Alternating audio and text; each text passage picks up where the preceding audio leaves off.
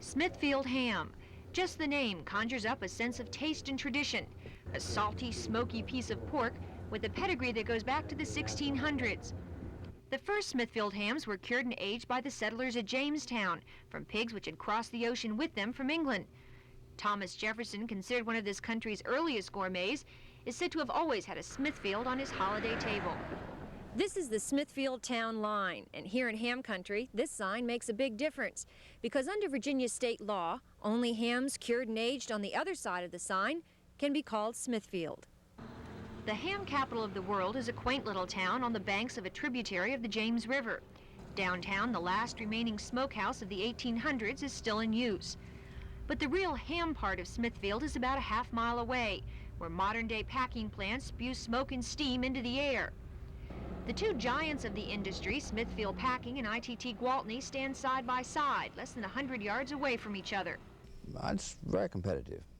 George Hamilton, a ham man for the last 20 years, is president of Smithfield Packing. What Smithfield hams lose in high profits, he says, they make up in high prestige. When you talk Smithfield, and we are Smithfield, then right away people says, well, you're a good house, you're a quality house, because a Smithfield ham is a quality ham. Together, Smithfield Packing and Gwaltney slaughter about 250,000 pigs a year. Smithfield Packing claims annual sales of about 100,000 traditional Smithfield hams. Gwaltney won't say how many it sells. Two smaller companies, VW Joyner and Smithfield Ham and Products, sell about 65,000 hams, all cured and aged basically the same way they were at Jamestown. The modern trend is to speed up everything, and certain of these things pertaining to foods and other things that can't be speeded up. And Smithfield hams are one of them. Tomorrow night, 6 months and counting, the curing and aging of a Smithfield ham. Joan Gartland, Area 10 Eyewitness News, Smithfield.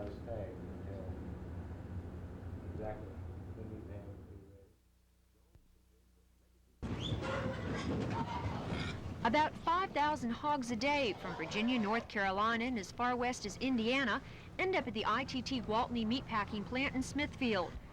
In the old days, most of the hogs came from nearby farms and were fed on peanut scraps, which were said to partially account for the Smithfield ham's oily texture and taste. Gwaltney slaughters about 600 hogs an hour, but only the leanest are stamped with an S, a sign to the meat cutters that they're Smithfields. The Smithfield ham cut is longer than a regular ham, about 4 inches longer, mostly in the hock. Once the ham is carved and trimmed, it's shipped next door to the smokehouse, where it becomes the charge of Gwaltney Cure Master Sidney Cox. We take the ham and look at it. If we approve of it, then we put it in the tray and sprinkle a small amount of sodium nitrate on it, then rub salt into it good and put it in the rack. The racks are wooden planks, and the salting process is called a dry cure. The hams are salted twice and remain on the racks for about 35 to 40 days at temperatures of around 38 degrees. Then, like these Williamsburg hams, they're washed and sprinkled with pepper. Originally, the pepper was to keep out insects. Today, it's added for taste. Now the magic begins. 6 to 9 months of aging and smoking in Gwaltney's 10-tiered wooden smokehouse. The hams hang by strings, carefully arranged so they don't touch or spoil. By law, Smithfields must age for at least 6 months, mostly under natural temperatures. They're periodically smoked by fires of red oak and hickory. The smoking gives the hams their flavor, as well as melting down some of the fat, causing them to lose about 25% of their weight. Sidney Cox is a third-generation cure master with 26 years of experience at Gwaltney. He says the aging process is basically the same one his grandfather used. Really and truly, the only difference in curing the Smithfield type ham is that we can cure them all year long if we wanted to, because we have refrigeration. Other than that, there's not any difference. The same saltpeter, the same salt, the same aging, and we have to do it that way to produce the same ham. Gwaltney has been producing the same ham since 1900.